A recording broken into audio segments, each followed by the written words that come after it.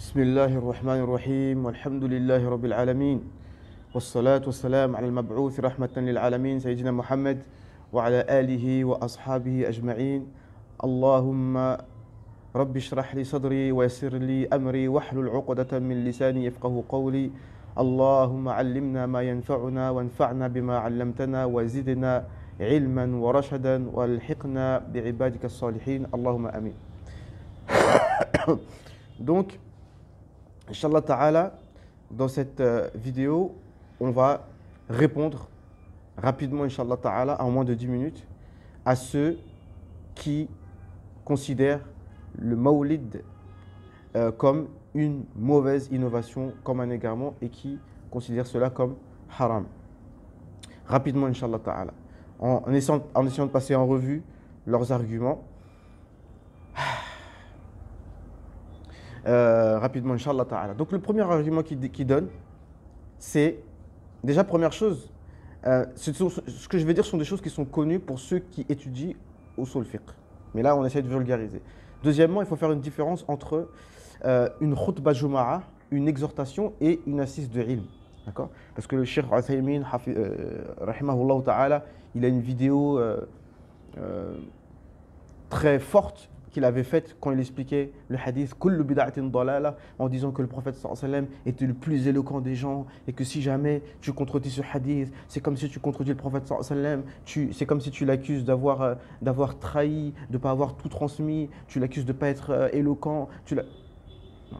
Là, c'est plus de l'exhortation. On sait qu'on doit suivre le prophète sallallahu alayhi wa sallam, on sait que le prophète sallallahu alayhi wa sallam était éloquent et on n'est pas là pour le contredire. Non. Donc la première chose, c'est de dire les Sahaba ne l'ont pas fait. Les Sahaba ne l'ont pas fait. Mais il faut savoir que dans l'usul fiqh, bon là je parle en français, donc ceux qui connaissent l'arabe, peut-être qui ont étudié ça, mais les francophones encore moins, c'est qu'at-tark laysa bi hujja, il faut le savoir. Le fait de dire que le prophète sallallahu alayhi wa sallam n'a pas fait, les Sahaba n'ont pas fait, dans les 3 premiers siècles ça n'a pas été fait, ce n'est pas une preuve que c'est interdit de le faire. D'accord ? Ce n'est pas une preuve que c'est interdit de le faire. La preuve, on va citer Ibn Qudamah, rahimahullah, al-Maqdisi, qui est l'auteur du livre Rawdatu an-Nazir, dans Usul al-Fiqh, qui est étudié à l'Institut de Médine. Ce livre, c'est le livre qui est étudié à l'Institut de Médine dans Usul al-Fiqh. Mais il faut savoir que ce livre, Rawdatu an-Nazir, est un résumé du livre Al-Mustasfa de Al-Ghazali, Al-Shafi'i. Donc ça veut dire que ce livre-là est un résumé d'un livre d'un imam Shafi'i, un alim dans l'aqida, qui lui, donc il a été obligé de passer par lui pour comprendre les règles de usul fiqh, qui sont les règles qui nous permettent de comprendre les textes. Donc comment on prend des Ash'ari, la science, pour comprendre les textes, mais on ne prend pas leurs résultats, leurs conclusions. Non. Un exemple, c'est que il y a un hadith d'Oum Salama qui dit que quand le prophète salam avait fait ses ablutions, Oum Salama, si je ne me trompe pas, radiyallahu anha, lui a ramené une serviette. Il a dit non, je préfère ne pas utiliser de serviette, et il a égoutté ses mains comme ça. Donc, ça, j'ai un dars en arabe de Tahara dans Fiqh Shafi'i, donc je ne me souviens même plus ce qu'on avait dit. C'est que, mais en tout cas, dans le madhab Hanbali, il nous dit que ça ne veut pas dire que c'est interdit d'utiliser le mendil. Naam. Parce que at-tark laysa dalilan ala al-mana'. At-tark laysa dalilan ala al-mana'. Je dis que moi, je ne sais plus, je n'ai pas honte de le dire, parce que je suis encore un étudiant, j'ai les bases, alhamdoulilah, et je peux enseigner sans prétendre que j'ai la vérité absolue. Je peux faire des erreurs ou des imperfections, mais les bases sont là, alhamdoulilah. Donc ici, on nous dit que c'est l'exemple qu'il a donné pour dire que le fait qu'il n'a pas fait, ça ne veut pas dire que c'est interdit. Donc, est-ce qu'on va dire que c'est interdit de s'essuyer les mains avec une serviette après les ablutions? Personne, enfin en tout cas, c'est pas ce que dit comment s'appelle Ibn Qudamah. Naam. Pareil, Al-Tahawi explique que euh, ça, ces informations, bon, c'est connu dans les livres de fiqh, mais c'est Saif al-Asri qui a évoqué cela, un cheikh connu parmi ceux qui sont sur la place publique. Le fait de prier dans la Kaaba, le prophète alayhi sallam ne l'a jamais fait. Mais l'imam al-Tahawi a dit ce n'est pas un dalil que c'est interdit. Parce que le prophète sallallahu alayhi wa sallam n'est pas obligé de faire tout ce qui est mubah et tout ce qui est mustahab. Il n'est pas obligé de les avoir faites. Donc, ce sont des exemples. Naam. Et par rapport au. Donc, ça, c'est par rapport à dire ça n'a pas été fait, ça n'a pas été fait. Et par rapport aux choses qui n'ont pas été faites, les choses qu'on n'a pas le droit d'inventer, enfin de faire, c'est les choses ta'aboudiyya. Mais ta'aboudiyya, ça veut dire quoi? Parce qu'il faut comprendre l'essence des paroles de l'ulama. C'est les choses ghayr ma'qoul al-ma'na. Pourquoi on fait 3 raka'at pour le Maghrib? Que ce soit en voyage ou en tant que résident. Pourquoi? On ne sait pas. Pourquoi 4 raka'at pour le voyage, 4 raka'at pour Dhuhr al-Asr et 2 dans le voyage? On ne peut pas savoir. Donc, il n'y a pas possibilité de faire ijtihad sur ça. Les choses qui sont ma'qoul al-ma'na, on peut faire ijtihad sur ça. Non. Et ça, il faut le savoir aussi.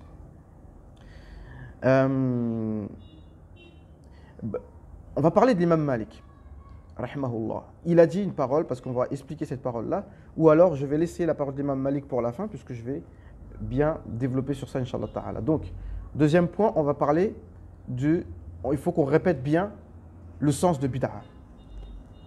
Je répète, parce qu'en gros, on veut nous faire comprendre que la bid'a, dans le hadith « Kullu bid'atin dalala », toute innovation est un égarement, donc il n'y a pas d'égarement qui est bon. Et que ceux qui ont dit qu'il y a des bonnes innovations, ils parlent de la bid'a dans le sens linguistique. Mais dans le sens linguistique, comme le frère de Comprends ton dîne l'a dit, le sens linguistique, ce sont des choses de la vie de tous les jours. Mais c'est faux. Ce ne sont pas des choses de la vie de tous les jours. Parce que le sens linguistique, il est tiré du hadith « Man sanna fil islam sunnatan hasana ». Donc ça, c'est pas un sens linguistique. « Man sanna fil islam sunnatan hasana ». Ce n'est pas dans les choses de la vie de tous les jours. Donc il ne faut pas... C'est là qu'on essaye de tromper les gens. Parce que maintenant, on ne peut plus dire que l'imam Shafi'i s'est trompé.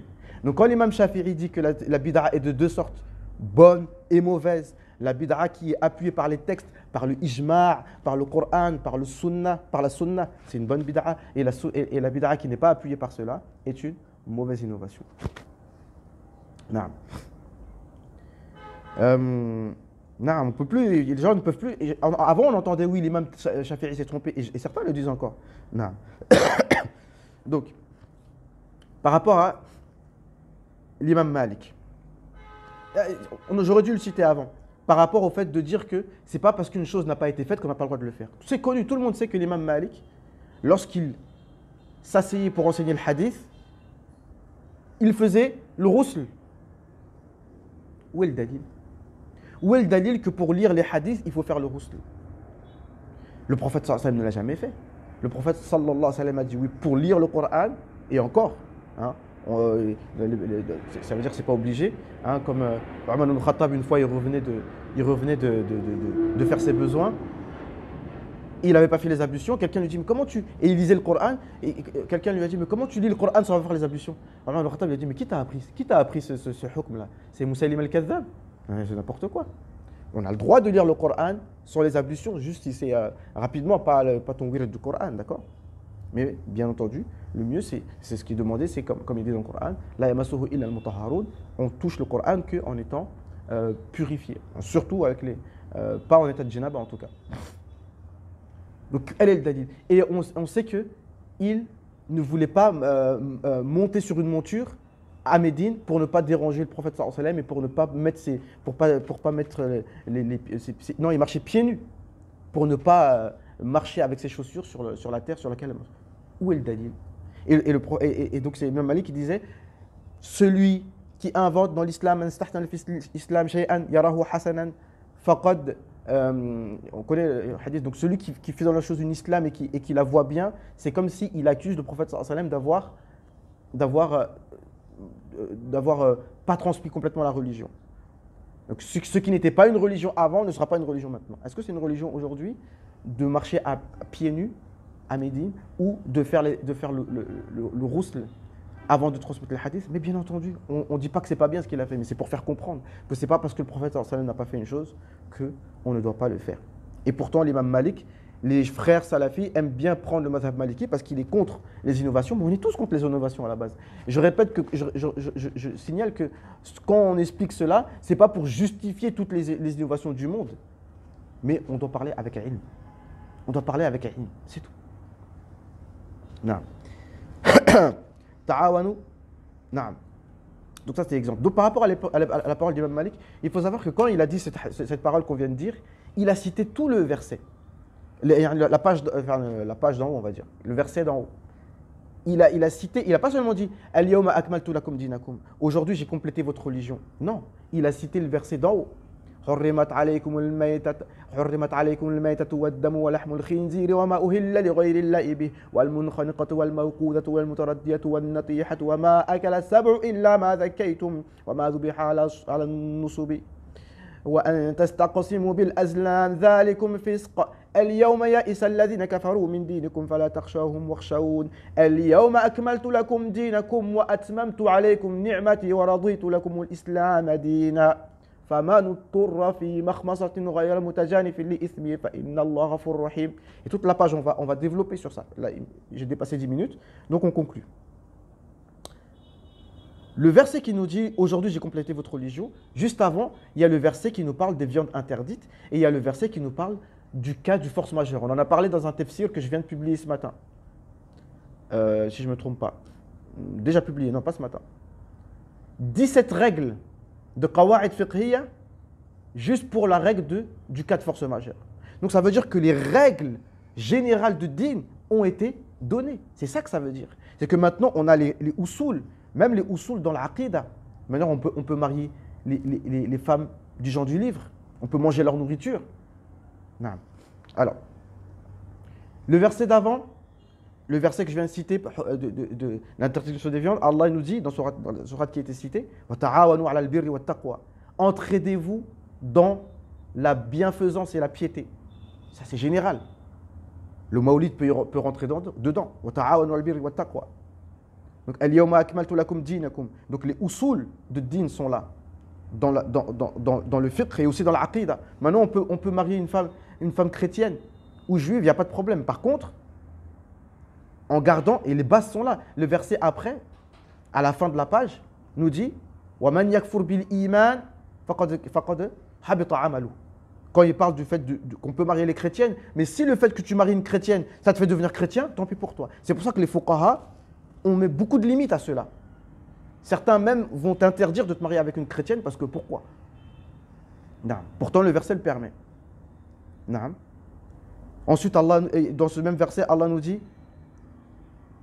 il te demande qu'est-ce qu'il aurait autorisé. Quelque chose de large. Ce qui vous est permis, c'est les choses bonnes. Toutes choses bonnes, même si ce n'est pas spécialement cité dans le texte, mais si c'est bon, c'est permis. Si c'est mauvais, c'est interdit. Même si c'est nourriture qu'on ne connaît pas encore. Naam.